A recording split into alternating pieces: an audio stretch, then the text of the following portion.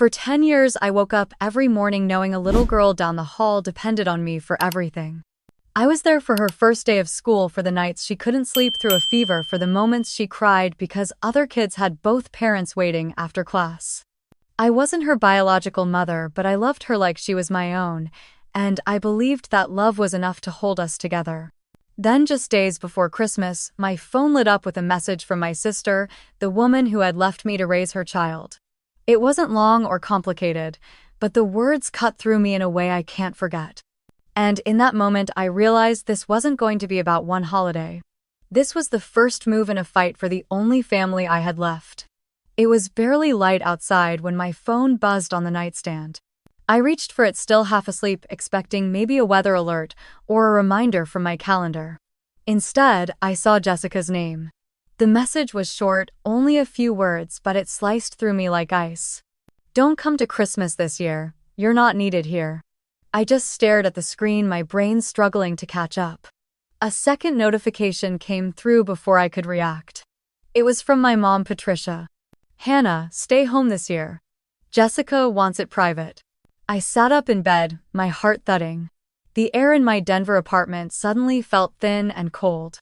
For a moment, I told myself it had to be some kind of misunderstanding, a bad joke, maybe Jessica having one of her moods. But deep down, I knew she meant it. I swung my legs over the side of the bed, my bare feet touching the hardwood floor, and just sat there for a second.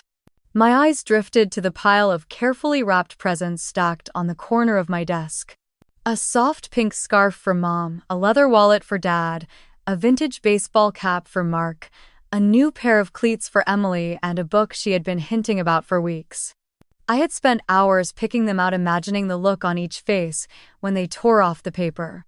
My mind pulled me back to a gray February morning in 2014 when Jessica showed up unannounced at my old townhouse in Aurora. Emily was 4, clinging to my leg, her small backpack hanging off one shoulder. Jessica's car idled at the curb, suitcases piled in the back seat.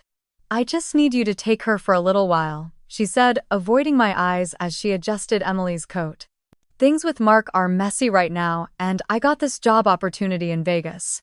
It'll only be a few months." I crouched to Emily's level, brushing a tear from her cheek. "You'll be okay here, sweet pea. We'll make it fun." She nodded, trusting me in that way only a child can. Jessica hugged her quickly, then pulled away like it hurt. She was gone before I could ask anything else.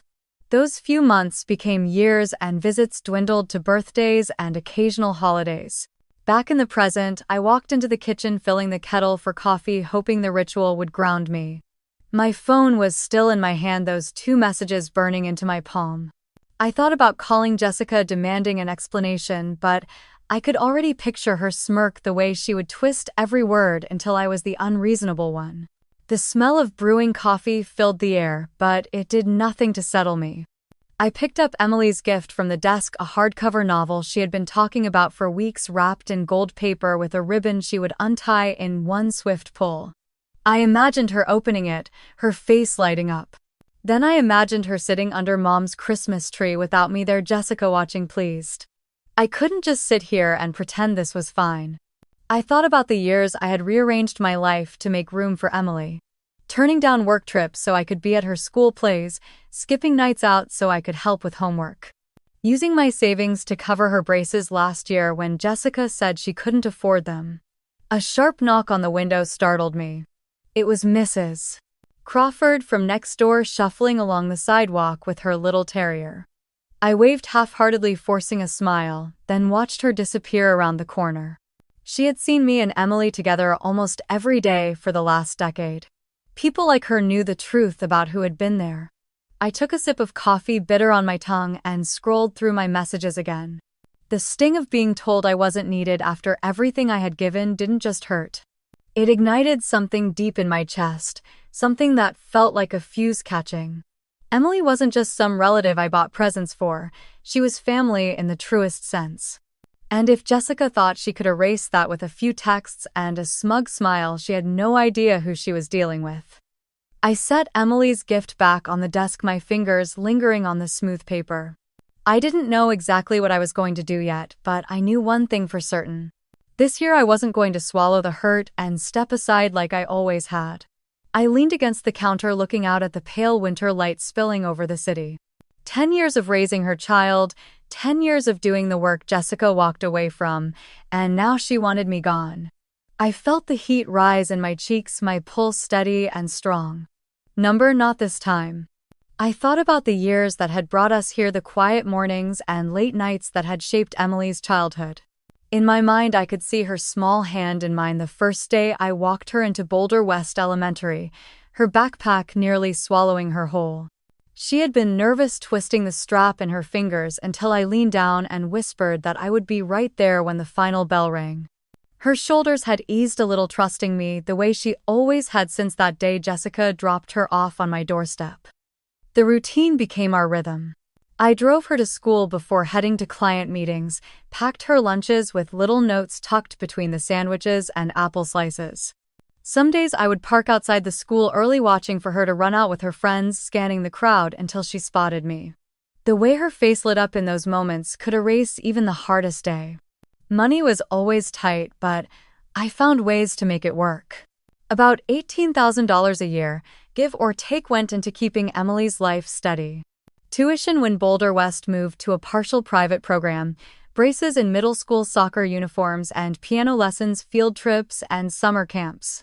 Over 10 years it added up to around $180,000, a number that might have scared me if I had let myself think about it too often. But I never did. I just kept saying yes when she needed something, adjusting my own plans when I had to. Holidays were ours. I made sure of that. Christmas mornings with cinnamon rolls in the oven, birthdays with cakes I baked from scratch, even if they leaned a little to one side. There were summers at the lake near Estes Park where she learned to swim without clinging to me, and winters spent building snowmen in City Park, our cheeks red and our fingers numb. She was 8 the first time she asked me about her mom. We were in the kitchen on a rainy Saturday making pancakes while the smell of syrup filled the air. She was stirring the batter, her hair falling into her face, when she said in a quiet voice, "Hannah, why doesn't Mom live with us?" I paused, the spatula in my hand hovering over the pan. I wanted to tell her the truth, that Jessica had chosen herself over her daughter, but I couldn't put that on her shoulders. Instead, I knelt down so we were eye level and said that sometimes adults make choices that kids don't understand, but that it didn't mean she wasn't loved. She looked at me for a long moment, then nodded, and I felt the tension in her little body ease. Over the years, those questions came and went, usually late at night when the house was quiet.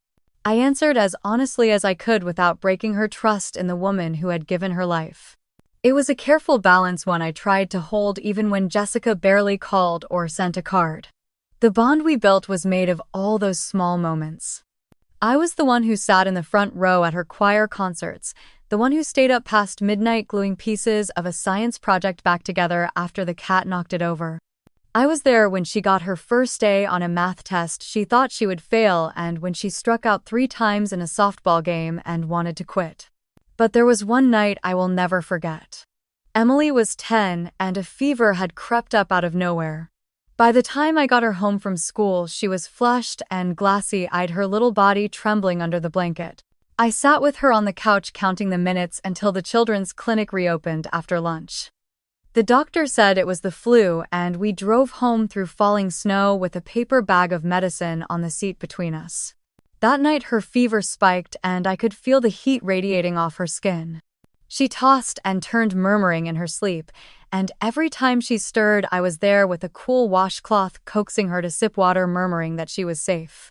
The hours blurred into each other. I watched the numbers on the clock change while the rest of the city slept. Somewhere around dawn, she opened her eyes and whispered my name, and I knew she was coming back to me. Moments like that were the reason I never saw myself as just an aunt. I was her person. The one she reached for when she was scared, the one she trusted to make it better. Even now, standing in my kitchen with those cruel messages still fresh on my phone, I could see the years stretched out behind us like a road only the two of us had walked. Jessica had missed it all, every scraped knee, every parent-teacher meeting, every whispered secret before bedtime. I set my coffee mug down and glanced at the gold-wrapped book on the desk. Emily had earned every page of it with the way she had grown into a smart, kind young woman despite everything. The winter light was fading fast that afternoon, the sky turning the color of steel, and I found myself wondering what Emily was doing in that moment. Was she in her room reading the latest novel I had bought her last month, or was Jessica already trying to rewrite the story of the last 10 years? The thought made my jaw tighten. Whatever was coming, I would be ready. I had been ready for 10 years without even knowing it. And I was not about to let someone who had been absent rewrite what we had built together. It started in late October, just as the leaves in Denver were turning gold and the mornings carried that sharp bite of winter.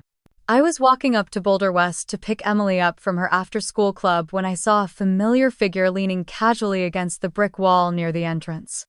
Jessica was dressed in a fitted coat, her hair styled like she had just come from a salon, holding a glossy shopping bag in one hand. Emily spotted her before she saw me. She froze for half a second, then walked over slowly. Jessica crouched down with an exaggerated smile and pulled out a pair of brand new designer sneakers. They were the kind of shoes that cost more than a month of groceries. Emily's face lit up, but there was confusion in her eyes too, like she was trying to connect this woman in front of her with the mother she barely knew. I kept my distance watching them talk. Jessica glanced over Emily's shoulder and saw me, her smile tightening just a little before she turned back to finish whatever she was saying. She handed Emily the bag, kissed her on the cheek, and walked away toward a silver SUV I didn't recognize.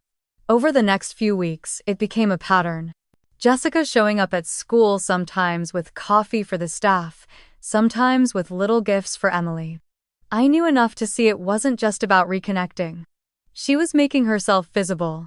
One chilly Friday afternoon, I ran into Mrs. Garrison, one of Emily's teachers, in the parking lot. She hesitated before speaking, like she wasn't sure she should say anything, then mentioned that Jessica had been chatting with several parents in the hallway. According to her, Jessica talked about how much she had missed being part of Emily's daily life, how hard it had been to be away, and how she was hoping to bring her back home soon. The words sat heavy in my stomach. Bring her back home. It sounded like Jessica was rehearsing a story, laying the groundwork for something bigger. A few days later, Linda from next door knocked on my apartment door. She was bundled in her winter coat, cheeks pink from the cold, and she wasted no time once I let her in. I was at the grocery store this morning, she said, and I ran into this woman who looked a lot like your sister. She was talking to a couple of moms in the produce section. I didn't catch everything, but I heard her say you were keeping Emily from her because you liked the support checks. I laughed, but it was the kind of laugh that comes from disbelief, not humor. There were no support checks. Jessica hadn't contributed a single dollar in a decade. Linda's eyes softened as she put a hand on my arm. I know it's not true. Everyone on this block knows who's been raising that girl. But you should be aware she's trying to paint a picture. That night after Emily went to bed, I sat in the living room with the lamp casting a warm pool of light over the coffee table. My mind ran through every interaction I had seen lately, every smile Jessica had flashed, every carefully chosen word. This wasn't random. She was building a case, not in a courtroom yet, but in people's minds. The next time I picked Emily up, I caught Jessica in another subtle move. She was talking to Mr. Alvarez, whose son was in Emily's math class. I only caught fragments as I approached, something about wanting to be more involved and how difficult it was when others made it hard to see your own child. Mr. Alvarez looked uncomfortable, shifting from foot to foot, and when he saw me, he gave a polite nod before making an excuse to leave. Emily bounded over, holding a small gift bag. Inside was a charm bracelet with tiny silver hearts. It was beautiful, but my chest ached knowing it came with strings. Emily thanked her mom, and Jessica's eyes met mine for a brief moment, full of something sharp and unspoken. Driving home, Emily chatted about school and the gifts, unaware of the storm gathering around us. I kept my voice light, asking questions about her day, but my hands gripped the steering wheel a little tighter. By mid-November, the sightings had increased. Jessica at the school carnival, Jessica in the hallway after parent-teacher conferences, even though she wasn't scheduled for one, Jessica dropping off hot chocolate for the staff. I could feel the circle tightening, like she was trying to crowd me out without ever saying my name. Linda continued to keep me updated. She had a knack for being in the right place at the right time, and twice more she overheard Jessica making comments about me that were just vague enough to pass as concern. Each time Linda would shake her head, her voice full of quiet anger. "She's planting seeds, Hannah. The question is, what is she hoping will grow?" One evening, I was in the kitchen prepping dinner when my phone buzzed. It was a message from Mrs. Garrison. She wanted to let me know she had been asked by Jessica if she would write a statement about how much Emily missed her mother. Mrs. Garrison had declined, but the fact that Jessica was fishing for that kind of support made my pulse quicken. I didn't respond right away. Instead, I looked over at Emily sitting at the table, hunched over her homework, a pencil tucked behind her ear. She glanced up and smiled, and in that moment I knew I couldn't let Jessica's narrative take root. The first snow of the season came the next morning, covering the city in a thin white blanket. As I watched it fall from the window with my coffee in hand, I thought about the careful way Jessica was stepping back into Emily's world. It wasn't about love or redemption, it was about control. And I was going to have to decide how to meet her without letting Emily get caught in the crossfire. Patricia called on a Wednesday afternoon, her voice overly warm, the kind of tone she used when she wanted something. She said she was making a big Sunday dinner and that it would be nice for the whole family to be together before Christmas. I almost said no without thinking, but she mentioned Emily would be spending the night at a friend's house after a birthday party, so it would just be the adults. She insisted it would be good for us to talk. Against my instincts, I agreed. Sunday came with a sky the color of pewter and the road slick from melting snow. I drove the 40 minutes to Aurora, gripping the steering wheel tighter than necessary. My parents' split-level home sat at the end of a quiet cul-de-sac, wreath on the door, the driveway shoveled clean. For a moment, I sat in the car, engine idling, staring at the warm light spilling from the front windows. Inside, Patricia met me with a quick hug that didn't quite land. The smell of pot roast and rosemary filled the air. Jessica's new camel-colored coat hung neatly on the rack, and next to it a designer handbag rested on the table by the stairs like a silent announcement of her return. Mark stood at the kitchen counter, his hands in his pockets, offering a small nod when he saw me. We gathered in the dining room where the table was set with Patricia's good china, the kind she only brought out for holidays or when she wanted to make a point. Jessica was already seated, swirling wine in her glass. She greeted me with a practiced smile. Dinner began with small talk. Patricia commented on how much snow Boulder had gotten. Jessica asked about traffic on the highway. Mark mentioned a new project at work. I answered when spoken to, keeping my tone even. The clink of cutlery and the occasional scrape of a chair were the loudest sounds in the room. Halfway through the meal, Patricia leaned back in her chair, looking at Jessica with a fondness that made my stomach turn. "It's so good to see you getting stable again," she said. "You've been working hard, and I think it might be time to start thinking about Emily coming back home to her mother." The words landed like ice water. I set my fork down slowly. "Emily is home, Mom. She has been for 10 years. Jessica's lips curved into a smirk. "Hannah, do you honestly think you're her mother?" I felt my pulse quicken. "I've been the one raising her, Jess. Every school drop-off, every doctor's visit, every scraped knee and fever.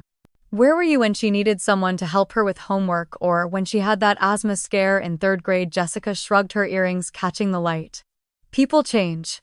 I'm here now. And Emily deserves to be with her real family." Mark kept his eyes on his plate, chewing slowly, like if he didn't move too much the moment would pass without him. Patricia's voice was calm but sharp. "Hannah, you've done a good job, but you're just the caretaker." For a second, the room was completely still. Even Jessica's smugness faltered before she glanced down at her plate, hiding a flicker of something I couldn't place. I pushed my chair back, the scrape of wood on wood cutting through the silence. "If that's what you think, then there's nothing more to say." Patricia opened her mouth, but I was already walking toward the hallway. Jessica's voice followed me, low and almost taunting. "See you at Christmas." I grabbed my coat and stepped out into the cold. The air was sharp against my skin, snow crunching under my boots. My breath formed small clouds as I walked to the car, refusing to look back. The drive home was a blur of headlights and icy roads. I replayed the conversation in my head, every word from Patricia like a stone in my chest. Just the caretaker. 10 years of birthdays, holidays, parent-teacher conferences, and late-night fevers reduced to a job title I never asked for. When I got back to my apartment, I hung my coat and stood in the kitchen, the quiet pressing in around me. I thought about Emily's laughter, the way she called out for me when she had a nightmare, the notes she left on the fridge. I thought about how Jessica had been gone for most of her daughter's life, and now she was back wearing expensive clothes and acting like history didn't matter. I poured a glass of water, my hands still trembling. I knew this wasn't going to stop at dinner conversations or passive-aggressive comments. This was a warning shot. Jessica was laying the groundwork, and Patricia was already taking her side. The realization settled in like a weight. They were preparing to push me out, to erase the years I had poured into raising Emily. And if I didn't act, they might succeed. I turned off the kitchen light and stood in the dark for a long moment, listening to the hum of the refrigerator. I could almost hear Emily's voice in my mind, asking me to braid her hair before school or telling me about the book she was reading. I thought about what it would mean for her to be caught between loyalty and pressure, between the life she knew and the one Jessica wanted to force on her. By the time I went to bed, my mind was clear. This wasn't just about defending myself anymore. It was about protecting Emily from being treated like an accessory in someone else's redemption story. That night, I slept lightly. The image of Jessica's smile at the dinner table burned into my mind. It wasn't the smile of a mother trying to reconnect. It was the smile of someone who thought she had already won. By the next afternoon, I was sitting in Rachel Hayes' office, the faint scent of lemon polish in the air and the sound of the heater humming against the cold outside. Rachel had been my neighbor years ago, before she moved her practice to a small building downtown. She was the kind of person who could make you feel calm even when you were walking into the middle of a storm. I told her everything. The dinner, the way Jessica had been easing her way back into Emily's life, and the feeling in my gut that this was leading somewhere I couldn't ignore. Rachel listened without interrupting, her pen moving across a yellow legal pad in quick, neat lines. When I finished, she set the pen down and folded her hands. "Hannah, if she's planning to go after custody, we need to be proactive. Do you have documentation of the last 10 years? Anything that proves you've been Emily's primary caregiver?" I pulled a large envelope from my tote and spread the contents across her desk. School enrollment contracts with my signature. Tuition receipts from Boulder West. Pediatrician records listing me as the emergency contact. Health insurance claims. Photographs from birthdays, school plays, summer camps. Even the receipt for the nebulizer Emily needed during that asthma scare. Rachel examined each item carefully, her eyes narrowing in thought. "This is good. It paints a very clear picture of who has been there day in and day out. But I need to be honest with you. If Jessica retained an attorney, especially one who specializes in contested custody, she's not doing this on a whim." I felt my shoulders tighten. "You think she's serious? I think she's preparing for a fight." I tried to steady my breathing while Rachel gathered the papers into neat stacks. "Hannah, have you heard of Thomas Baird?" The name didn't ring a bell. "Number. Should I have?" "He's one of the toughest family law attorneys in the state. Known for winning high-profile custody disputes even when the odds looked impossible. If that's who she's hired, you need to understand that he will look for every weakness in your position. Any gaps in documentation, any suggestion that you overstepped without formal guardianship." The word overstepped made my stomach turn. "I never took Emily from her. Jessica left her with me." Rachel nodded slowly. "I believe you. But court isn't always about the truth in the way we think it is. It's about what you can prove and how your story is framed." I glanced at the pile of documents, suddenly wondering if it would be enough. Rachel leaned back in her chair, studying me. "Do you have any written agreement from when Jessica left Emily with you?" "Number. She said it was temporary, but she never came back for her. It just became life." Her expression tightened. "That could be the opening they use. If they claim it was always meant to be temporary, they might argue you are withholding Emily." I felt heat rise in my chest. Withholding? I kept her fed, safe, loved. I was there every day while Jessica was off in California or Vegas or wherever she decided to vanish to. I know. And that's why we're going to document everything. I want you to write a detailed timeline of the last 10 years. Dates, events, any witnesses who can back it up. Teachers, doctors, neighbors, friends. The more people who can confirm your role, the better. I nodded, already thinking of Linda next door, Mrs. Collins from Emily's kindergarten class, Dr. Shaw, who had treated Emily since she was 5. Rachel slid my envelope back toward me. We'll also need to think about Emily's voice in this. She's 14 now, which means the court might consider her preference. That thought was a small flicker of relief, but it was tangled with dread. I didn't want Emily caught in the middle, forced to choose in front of strangers in a courtroom. As I stood to leave, Rachel walked me to the door. One more thing, Hannah. If Baird is involved, expect him to dig into your finances, your work history, even your personal life. He'll want to paint you as unstable or unfit. Don't give him anything to work with. The winter wind hit me as soon as I stepped outside, sharp enough to sting my eyes. I tucked the envelope under my arm and started toward the parking lot, my mind spinning. That night, I spread the documents out on my kitchen table, making neat piles like Rachel had done. I opened my laptop and began a blank document, typing out the first year I had, Emily. The first day of preschool. Her favorite teacher. The night she woke up with a fever so high I thought I'd have to call an ambulance. Every detail felt like a stitch in a quilt I had been sewing for a decade without realizing someone might try to rip it apart. The snow outside had stopped leaving the streets, glittering under the streetlights. I sat there for hours, the glow of the laptop lighting my hands, knowing this was only the beginning. Whatever Jessica's next move was, I had to be ready before she made it. My phone buzzed on the table, the screen lighting up with Mark's name. I hesitated before answering, half expecting his voice to carry bad news. Hannah, he started, his tone low and urgent. I need to tell you something before you hear it from someone else. Jessica's pushing to get Emily back before Christmas. She's already talking to Mom and Dad like it's a done deal. I gripped the edge of the table. And I don't agree with it. I told her it's wrong. But you know how she is when she sets her mind to something. She's been collecting things. Collecting what. He exhaled hard into the phone. Recordings. Little clips. She's been editing them, cutting things up to make you sound, I don't know, unstable or manipulative. A wave of heat rushed to my face. That's ridiculous. What kind of recordings? I'm not sure how many, but I know she's got at least one she's been playing for people. She says it proves you've been keeping Emily from her. My hand tightened around the phone. She left Emily with me for 10 years, Mark. 10 years. I know, he said quickly, and I believe you. But she's good at twisting things. There was a pause, then the sound of a notification pinged on my end. I glanced down to see a message from him. Check that. I opened it and played the attached audio. Jessica's voice came first, slow and trembling. You can't just keep her from me, Hannah. She's my daughter. Then my own voice, clipped and sharp. She's not going anywhere.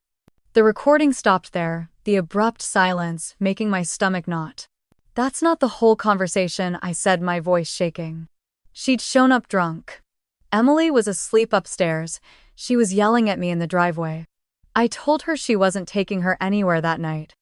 I know, Mark said, and I'll get the full version. She played that clip for Mom, for Dad, for a couple of people at church. You can guess what they think now. I pressed my hand to my forehead. Emily can't hear about this. She'll think I've been lying to her. Then keep calm around her, Hannah. She's a smart kid. If you act rattled, she'll know something's wrong. I'm going to see if I can get the uncut recording from Jessica's phone or laptop. Just be careful. There was an edge in his voice, something protective but also strained. Mark had always been the one in the middle, pulled between blood and conscience. After we hung up, I sat there staring at the short audio clip on my screen. It was only 9 seconds long, but it felt like a lit fuse. I could imagine Jessica pressing play over and over for anyone who'd listen, her eyes wide in mock hurt, letting them fill in the rest of the story however they wanted. I forwarded the clip to Rachel with a short message. This is what she's doing. Call me tomorrow. Then I set my phone down and went to check on Emily. Her bedroom door was slightly ajar, a soft glow spilling out. She was curled up on her bed with a book hair falling over her face. "Hey," I whispered, leaning on the doorframe. She looked up and smiled. "Just finishing this chapter." I nodded, forcing a smile back. "Don't stay up too late. Big day tomorrow." She laughed. "It's Saturday, still counts." I closed her door gently and stood in the hallway for a long moment, listening to the faint sound of her turning a page. The thought of her being dragged into whatever Jessica was building made my chest ache. Back in the kitchen, I replayed the clip again, this time, listening not just to the words but to the background. There was the faint sound of wind, a car door shutting far off. No sign of the slurred insults Jessica had hurled at me that night. No trace of the smell of whiskey that had hit me when she stumbled out of the Uber. The injustice of it made my hands shake, but beneath that was something colder: resolve. If she was willing to fabricate evidence, then she was already far past wanting reconciliation. This was strategy. And I would need my own. I spent the next hour pulling up old texts from the night of that confrontation. Messages to Linda asking if she could come over because Jessica was outside yelling. A time-stamped call log to mark unanswered. When my phone buzzed again, it was a short message from him. "Working on it. Be ready." I locked my front door, checked it twice, then shut down the lights in the house. In the dark, my living room felt smaller, the walls closer. I knew sleep wouldn't come easily, but I also knew I couldn't afford to unravel now. Emily needed normalcy. In the morning, I would give her pancakes, talk about school, and pretend the ground beneath us wasn't shifting. At least until I had something solid to stand on again.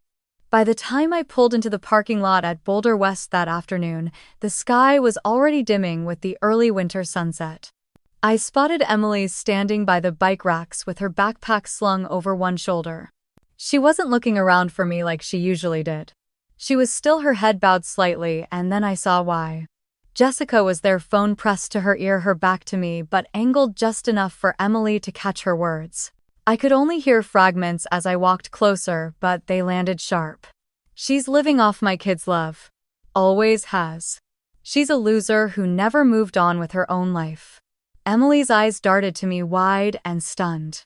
Jessica turned just enough to see me, her smile tight, before she spun back to her car and slipped inside, still talking. She didn't even say goodbye to Emily. When I reached her, Emily's voice was a whisper. "Can we go?" The drive home was quiet except for the hum of the heater. Emily stared out the window, twisting the strap of her backpack in her hands. Halfway down the block, she finally asked, barely audible, "Is that what she really thinks?" My grip on the steering wheel tightened. "Emily." She turned toward me, tears welling. "Is she right? Are you going to leave me?" The question hit harder than anything Jessica could have said to me directly. I pulled over, putting the car in park, and turned to face her fully. "Hey, look at me." She blinked at me, her cheeks flushed from the cold. "I'm not going anywhere, ever. I have been here every single day for 10 years. I will be here tomorrow and the day after that and every day after. Nothing she says changes that." Her lip trembled, and then she lunged forward into my arms. I held her tight, feeling the way her small frame shook against me, the years of stability I had tried to build for her now rattled by a few careless, cruel words. When we got home, I made her hot cocoa and sat with her at the kitchen table. She sipped it slowly, her eyes fixed on the steam curling upward. "Can we not talk to her for a while?" she asked. I hesitated. "We might not have that choice soon," I said gently. "But no matter what happens, you get to know the truth. She hasn't been the one here with you." "I have." Emily nodded, but I could tell the wound was still fresh. That evening, Linda stopped by with a tin of cookies, brushing snow off her coat as she came in. She glanced at Emily, then at me, reading the heaviness in the room immediately. "Everything okay?" I shook my head slightly. "We had an incident at school." Jessica was there, talking to someone on the phone loud enough for Emily to hear. Linda's brows knitted. "What did she say?" Emily answered quietly. "She called Hannah a loser. Said she was just keeping me for herself." Linda set the cookies down, her voice firm. "That's not just rude, that's wrong. I've seen what's real. You've been her mom in every way that counts." She pulled me aside in the hallway while Emily went to her room. "If this turns into a legal thing, I'm willing to speak up." I've been next door all these years. I've seen the mornings, the school drop-offs, the sick days. I can tell them exactly who's been raising her. A knot in my chest loosened slightly. Thank you, Linda. That means more than I can say. After she left, I went to Emily's room. She was curled under her blanket reading. I sat on the edge of her bed brushing a strand of hair from her face. You know, I told her when people say hurtful things, it's usually because they want to change the way others see something. Or someone. It doesn't make it true. She looked up at me, her voice soft.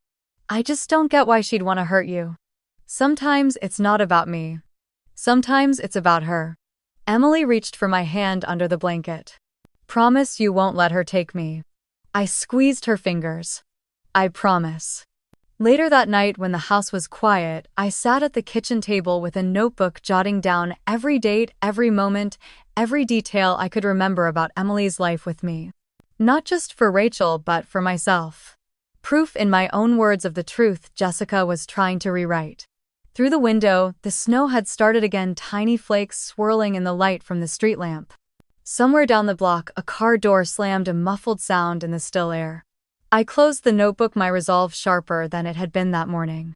Whatever came next, I knew I wasn't standing alone. 2 mornings later, a knock at the door pulled me from the kitchen. I wiped my hands on a dish towel and opened it to find a man in a heavy coat holding a thick envelope. Hannah Porter, he asked, his breath clouding in the cold air. When I said yes, he handed it over and left without another word. The seal on the front was from the Denver Family Court. My stomach dropped before I even opened it. Inside was the summons printed in neat black type notifying me that Jessica Porter had filed a petition for full physical and legal custody of Emily Grace Porter.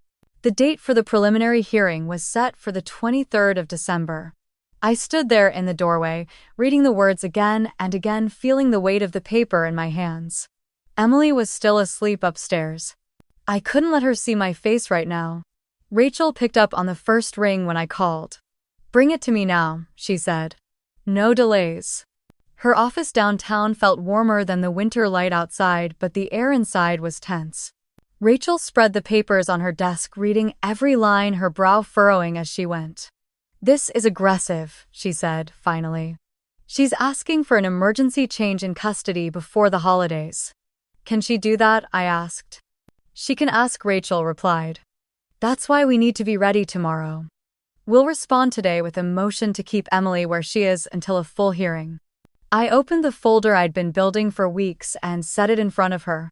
School enrollment records, medical bills, receipts for school trips, ballet classes, braces, photographs of birthday parties, summer vacations, scraped knees, all of it. Rachel flipped through, nodding. This is exactly what we need. I'll also get statements from the key witnesses you mentioned. Linda next door, Emily's teacher, maybe even her pediatrician. 10 years of consistent care is a hard thing to argue against. What about her lawyer? I asked. Rachel's mouth tightened. Jason Feldman.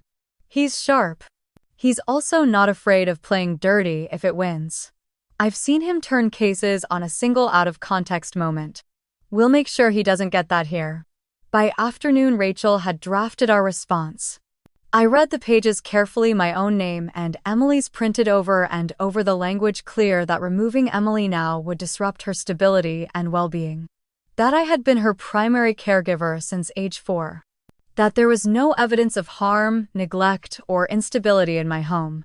The next day, the courtroom was quiet except for the shuffle of papers and the low hum of the heating vents. Jessica sat at the opposite table in a fitted navy coat, her hair perfectly styled. She didn't look at me once. Her lawyer leaned close, whispering something that made her lips curl into the smallest smile. Judge Thomas Reed was a man in his early 60s with silver hair and sharp eyes that scanned the room as he settled into his seat. He glanced down at the file in front of him, then looked up. Miss Porter, he began, addressing Jessica's side. I've read your petition for immediate custody transfer. Given the proximity to the holidays and the potential impact on the child, I'd like to hear the basis for urgency. Jessica's lawyer rose smoothly. Your Honor, my client has recently reestablished a relationship with her daughter and believes the current arrangement is preventing meaningful bonding. Additionally, there are concerns about the child's exposure to negative commentary regarding her biological mother. My jaw tightened, but Rachel placed a steadying hand on my arm before standing. Your Honor, my client has been the sole consistent caregiver for 10 years. The child is thriving academically, socially, and emotionally. Removing her days before Christmas would be traumatic. We have provided documentation of my client's full financial and parental support, as well as witness statements from neighbors, educators, and healthcare providers. The judge turned back to Jessica's lawyer. Any evidence of harm or neglect? A pause. Not at this time, Your Honor. The silence stretched before Judge Reed nodded once. Then here is my ruling for now. The child will remain with Miss Hannah Porter until the full hearing scheduled after the holiday. This is in the interest of stability and minimizing disruption. Jessica's jaw tightened, the muscles in her cheek flexing before she quickly composed herself. Her lawyer whispered something again, but she didn't smile this time. Rachel gave me a small nod. We had won the first round, but it was only temporary. Outside, the cold air hit my face like a wake-up call. Rachel pulled her coat tighter. This buys us time, she said. We use it to strengthen everything. Get more witnesses, more records. Anything that shows your care for Emily is not just consistent, but irreplaceable. I looked back toward the courthouse steps where Jessica was standing with her lawyer, her eyes following me without expression. For the first time in weeks, I didn't look away. We'll be ready, I said quietly. When I got home, Emily was in the living room building a small paper Christmas village on the coffee table. How was it, she asked, glancing up. It was fine, I told her, kneeling to help her fold a paper roof into place. You're staying right here for Christmas. Her face lit up, and for that moment the weight in my chest eased. I didn't tell her about the rest. Not yet. Snow was already falling again by the time I left the house on Christmas Eve. The gifts were stacked neatly in the back seat, each one wrapped in red or gold paper, with Emily's name written carefully in my handwriting. I told myself this wasn't about Jessica or Patricia, it was about Emily. About her knowing that I tried. The streets to Aurora were quiet, just the occasional set of headlights cutting through the white haze. When I pulled into my parents' driveway, the house glowed with warm light, every window framed with garlands and twinkling bulbs. For a moment, I imagined Emily running to the door, her arms around me, the smell of cinnamon from the kitchen. I knocked twice, balancing the heaviest bag on my hip. Footsteps approached, slow and deliberate. The door opened only enough for Patricia to stand in the gap. She didn't smile. Her coat was still buttoned, as if she had been waiting for me. Jessica doesn't want you to come in, she said, her voice even. I shifted the bag against my side. Mom, it's Christmas Eve. I'm not here to make trouble. I just want to give Emily her gifts. She shook her head once. She's with her mother tonight. You can see her after the holidays. Behind her, I caught movement. Jessica appeared, stepping into the light. Her hair was curled perfectly, her makeup just enough to look effortless. Her eyes swept over me, down to the snow melting on my coat, then back up with a smile that didn't reach them. You really don't get it, do you? She said lightly. You're a loser, Hannah. We don't need you. The words landed harder than I expected, maybe because she said them so casually, like she was commenting on the weather. I didn't answer. I just stared at her, trying to read if there was any part of her that regretted it. There wasn't. Patricia's hand tightened on the doorframe. You should go, she said. Something in me wanted to push past them to find Emily and take her home with me. But then, in the far corner of the living room, I saw her. She was standing by the window, her small hands resting on the sill, watching. When our eyes met, her lips moved in a silent hi, and she lifted her hand just slightly. The lights from the Christmas tree reflected in her eyes, making them shine in a way that broke something inside me. I took a breath, swallowed everything I wanted to say, and nodded to her. She pressed her palm to the glass for a second before disappearing from sight. Turning back to Patricia and Jessica, I said quietly, tell her I love her. Then I stepped off the porch. The wind had picked up, swirling snow into the air so thick I could barely see the car. My boots sank into the fresh powder each step, leaving a trail that the wind quickly erased. The cold bit through my coat and gloves, and by the time I reached the car, my fingers were stiff and my cheeks burned. I set the bag of gifts in the passenger seat, shut the door, and sat there with my hands on the steering wheel. The warmth from the vents hadn't reached me yet. Through the windshield, the house was still glowing, but from here it looked like a picture in a frame, sealed off and unreachable.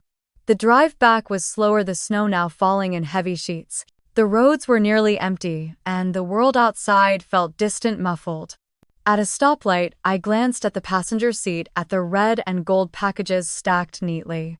They seemed heavier now, not from the weight of what was inside, but from everything they carried with them. By the time I pulled into my own driveway, the snow had already covered my earlier tracks. I sat in the car for a long moment before finally taking the gifts inside. I didn't put them under the tree. Instead, I left them in the corner of the living room, untouched, the paper still crisp. The house was silent except for the faint hum of the heater. I hung my coat, kicked off my boots, and stood at the window. Snowflakes drifted past the glass, catching the light from the street lamps. Somewhere across town, Emily was unwrapping presents, maybe laughing, maybe glancing toward the door and wondering why I hadn't come in. The thought pressed hard against my chest, but I stayed where I was, watching the snow until the shapes outside blurred and the night closed in. The phone rang just after noon on the day after Christmas. I had been sitting at the kitchen table with a half-finished cup of coffee, staring at the list of court documents Rachel had asked me to prepare. Mark's name lit up the screen. For a second, I thought about letting it go to voicemail, but something in me knew I needed to answer. "Hannah," his voice was low, almost hesitant. "I owe you an apology." I sat back in the chair. "For what exactly?" "For staying quiet. For not telling you everything when I should have." There was a pause, and I could hear him breathing on the other end as if he was working up to something. "She's been lying about you. Not just to Mom and Dad. She's been going around to parents at Emily's school telling them you're unstable, that you've been living off her generosity, that you're keeping Emily from her out of spite." My hand tightened around the phone. "I know, Mark. I've heard some of it already." "No, you don't." He took a breath. "I have proof." There was a faint click, and then his voice faded as a recording began to play through the line. It was Jessica's voice, sharp and careless, the kind she used when she thought she was untouchable. "Of course she's attached to Hannah," she was saying. "Hannah's made sure she depends on her for everything. People eat that up, the single woman raising her niece story. But it's not real. She's just been milking it for sympathy." In the background, I could hear the clink of glasses and low laughter, like it was at some casual gathering. Then Jessica's voice again, lighter but more cutting. "I'll have her painted as unstable by the time we're in court. Nobody's going to believe her over me." The recording ended, and the silence on the line was heavier than before. Mark spoke again. "That was just part of it. I've got the full file. She didn't know I was in the room when she said some of it, and I caught the rest on my phone later." "Why are you telling me this now?" "Because I thought she'd stop. I thought maybe it was just anger. But she's gone too far, Hannah. And I can't watch her tear you apart when I know the truth." I swallowed hard, my chest tight. "Send it to me, all of it. You'll have it in 5 minutes." True to his word, the files arrived in my inbox before I'd even stood up from the table. I clicked through them, each clip a piece of the same puzzle. Jessica laughing about convincing certain parents to refuse to speak on my behalf. Jessica describing exactly how she had edited short recordings to make me sound angry or careless.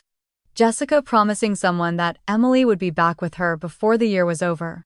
By the time I reached the end, my hands were shaking, not from fear but from something colder. This wasn't just a custody battle. It was calculated character assassination. I forwarded everything to Rachel with the subject line, "Urgent." Less than 10 minutes later, my phone rang. "Tell me you didn't edit these," she said without preamble. "They're untouched." Straight from Mark's phone. Her tone shifted, a controlled excitement under her professionalism. "This is gold. This isn't just hearsay. It's her own words describing intent to mislead the court and manipulate witnesses. If the judge hears this, it could destroy her case." I leaned against the counter, exhaling slowly. "Will it be enough?" It's more than enough to file a motion for sanctions and to question her credibility in front of the judge. And if we can connect this to any false statements she's made in her filings, we can push for penalties. For the first time in weeks, I felt something close to relief. When do we move? Rachel was already outlining steps. I'll file the supplemental evidence first thing in the morning. We'll request an expedited review before the hearing. And Hannah, this changes everything. After we hung up, I saved the files to 3 different drives, labeling each one like it was part of a personal archive I would never let disappear. Outside, the snow was still piled high from the storm, the streets slick and quiet. Mark texted me once more. "I'm sorry it took me this long. I hope this helps." "It does," I typed back. "More than you know." I set the phone down and stood at the window watching a single car inch its way down the icy street. The weight in my chest hadn't gone, but it had shifted no longer, just heaviness. It was focused, sharp, and certain. For the first time since Jessica's text on the 22nd, I knew the next move was mine. And it was going to be stronger than anything she expected. The courthouse in downtown Denver smelled faintly of old paper and winter air that clung to everyone's coats. I walked in beside Rachel, the sound of my boots on the tile sharper than I expected. She carried the files like they were a weapon, her expression calm but edged with purpose.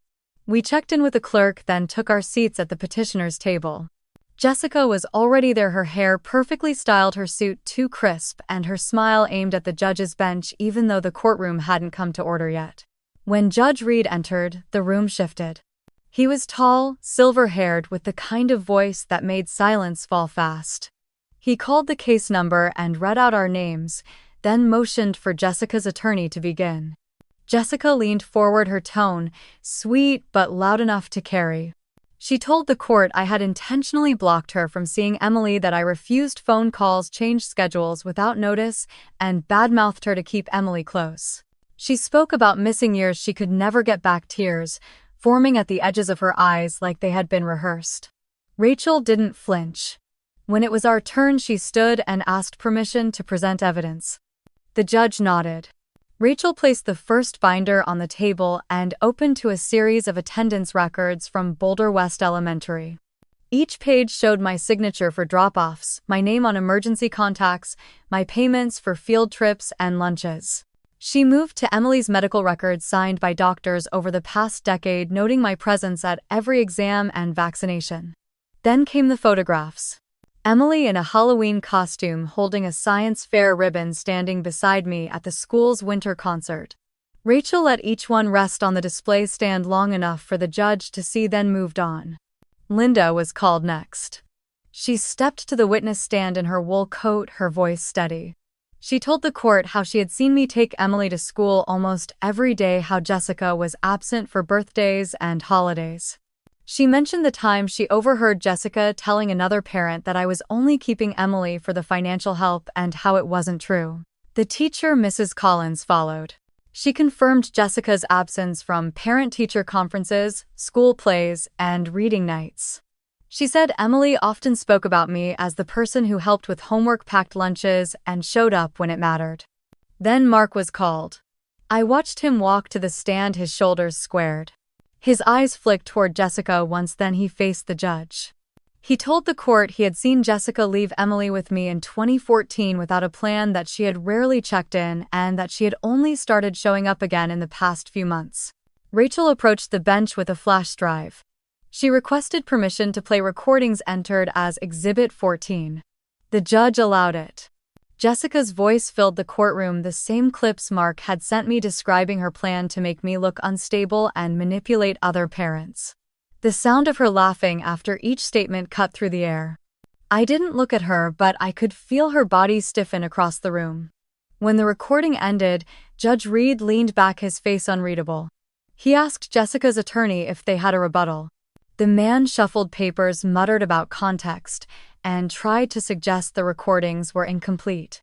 Rachel reminded the court that these were Jessica's own words, unedited, confirmed by a direct witness. The judge asked Jessica if she wished to address the evidence. She hesitated, then said the recordings were private conversations taken out of context, that she was just venting. Judge Reed's gaze didn't waver. After reviewing the binders and notes, he spoke slowly, his tone even but carrying weight. Miss Porter has provided clear and consistent evidence of continuous care and financial support for Emily over the past 10 years. Miss Simmons, you have not demonstrated that your allegations are true. Furthermore, the recordings presented indicate an intent to misrepresent facts and to undermine the other party's credibility. The silence was so sharp I could hear someone shift in the back row. Given the child's established stability and best interests, Judge Reed continued custody will remain with Miss Porter. Miss Simmons will have visitation rights supervised by an approved third party until further review by the court. Jessica's mouth opened, but her attorney touched her arm. Rachel nodded once beside me, a quiet satisfaction passing between us. I kept my eyes on the judge as he finalized the orders and set a review date for 6 months later. When we stepped outside, the cold hit like a wall. The wind carried the smell of snow, the street below wet from where the ice had begun to melt. Rachel closed her case file and looked at me. "You did it," she said. I shook my head slightly. "We did it." Emily's face came to mind, bright and safe. The fight wasn't over in the bigger sense, but, for now, the weight I'd been carrying since Jessica's text had finally eased. A week later, the snow had softened into slush along the curbs, and the air over Denver felt lighter, like the city had taken a breath. I spent the morning stringing white lights around the bookshelf and setting out plates on the coffee table. The tree in the corner still held its shape, a little drier, but it smelled faintly of pine when I brushed the branches. On the rug sat the red and gold packages I had carried back from Aurora and refused to open alone. Tonight they would belong to the room again. Tonight we would have our Christmas. Emily padded out in wool socks, hair in a messy bun, cheeks pink from the cold I had let in when I cracked a window. She held a small wrapped box behind her back and tried to hide a smile which only made her grin wider. She asked if she could be in charge of the playlist, and I told her she already was. She queued up old favorites, the kind we played when she was small, and danced in the living room until we were both out of breath. By late afternoon, Mark arrived with a casserole dish that steamed up the entryway and smelled like roasted garlic. Linda was right behind him with a tin of ginger snaps still warm from her oven. Rachel came last, carrying a paper bag with sparkling cider and a small poinsettia that she said needed a good home. For a moment, they all stood in the doorway at once, stamping snow from their boots, talking over each other, moving toward the kitchen like they had done this 100 times. We ate straight from the coffee table, knees tucked under us, napkins balanced on our laps. Mark told Emily that the sledding hill over in City Park looked perfect and that they would go next weekend if the snow held. Linda bragged gently that her grandson would be jealous of Emily's new piano pieces and that she expected a concert by New Year's. Rachel kept the conversation easy and normal, steering it away from courtrooms and filings and all the things we had carried through the past month. When it was time for gifts, I nodded at the stack in the corner. Emily knelt in front of them, reading the tags with a solemnity that made my heart swell. She opened the cleats first, running her fingers over the stitching, then the hardback novel she had been hoping for since September. She thanked me without words, the way she always had a hug around the neck that lingered a second longer than usual. She handed Linda a small candle she had picked out and told Mark she appreciated the sledding plan as if it were a wrapped present. Then Emily reached under the couch and pulled out the small box she had hidden that morning. She pressed it into my hands and told me I had to open it first, and I had to do it carefully. I peeled the paper back and lifted the lid. Inside was a wooden frame with a photo I knew in an instant. It was the first day of kindergarten at Boulder West. Emily was 5 and wearing a backpack that nearly touched the backs of her knees. I was crouched beside her with my arm around her shoulders. Her smile was all teeth and hope. Mine looked a little terrified and a lot in love. My throat closed before I could speak. Emily said she had found the picture in a box in the bedroom and took it to a print shop with her allowance. She said she wanted it in the living room because it was the beginning of everything. I pulled her close and breathed in the mixed scent of cocoa and winter air in her hair. I told her the beginning was my favorite part, but that this was good too. The room went quiet in the way rooms do when people are trying not to cry. Mark shifted on the couch and cleared his throat. He said he was grateful I had picked up the phone the day after Christmas, and that he was sorry for the years he let silence do the talking. He said he would follow the court order and make sure Emily felt safe every time she saw him. He told her he wanted to earn back trust, and that he knew it would take time. Emily listened and nodded and then leaned into my shoulder like a small anchor. Rachel raised her glass of cider and said she preferred quiet victories to loud ones. Linda laughed and said quiet victories tasted better too. The laughter loosened something in all of us. I felt the knot in my chest unknot one thread at a time. After dinner, we moved the photo to the wall above the couch. Emily insisted on choosing the exact spot. A hair to the left, she decided, and then she stepped back with her hands on her hips like a curator at a museum. The frame caught the light from the tree and threw a soft glow over the room. I watched her look at it, and I knew she saw the same thing I did, a line drawn from then to now unbroken. Later, while Mark washed dishes with Linda directing him like a general, Rachel and I stood at the sink drying. She asked how Emily was handling everything, and I told her the truth. Some days steady, some days unsure, most days brave beyond her years. Rachel nodded and said the review hearing in 6 months would likely be routine if nothing changed. She said supervised visitation would start after the first of the year at a center near Capitol Hill and that I would not have to be there if I did not want to be. I felt the weight of that mercy and told her she had given us a gift I did not know we could ask for. When the plates were put away and the last of the cider had been poured, Mark slipped his coat on and stood by the door with his hands in his pockets. He said he would call before the weekend to set up the sledding trip and asked if we needed anything from the hardware store. Then he looked at Emily, then at me, and said thank you in a way that covered a decade. Linda hugged us both and told Emily she expected to hear the piano upstairs every afternoon until school started again. Rachel squeezed my shoulder and said to sleep while I could. That calm was a kind of holiday and I deserved it. The apartment grew quiet after they left. Outside, the streetlights hummed. The snow had settled back into a thin crust over the sidewalks, sparkling when car headlights passed. I turned off the overheads and left only the tree and the little string of lights along the shelf. The room looked softer, like it had finally exhaled. Emily curled up with her new book, feet tucked under a blanket. She asked if the photo looked straight from where I sat, and I told her it was perfect. She set the book down and looked at me with that open face I had known since it fit into the crook of my arm. She said she was glad we had our Christmas. She said it felt like a house could be a promise if the right people were inside it. I felt a sting behind my eyes and nodded. We spoke quietly about the schedule Rachel had explained. Emily asked what supervised meant, and I told her it meant a kind adult would be there to make sure visits stayed kind. She seemed relieved in a way that made me both grateful and sad. She asked if she had to go if she did not feel safe, and I told her that her feelings mattered and that I would always listen. She smiled a little and leaned her head on my shoulder. When I tucked her in, she asked if the frame would still be there in the morning. I said it would. She asked if I would still be there too.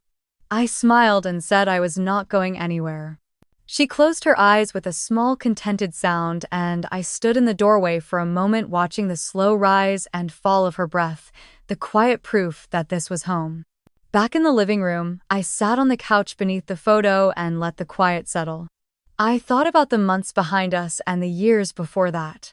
I thought about the ugly words thrown in doorways and the colder ones written onto legal paper. Then I thought about tonight. About warm plates and easy laughter and a child's hand slipping a picture into a frame.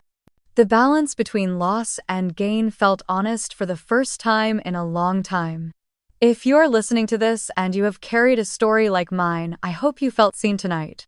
If you have walked through holidays with an ache in your chest and still set a plate for hope, I hope you felt less alone. Tell me where you found your people. Tell me what held when the rest fell away.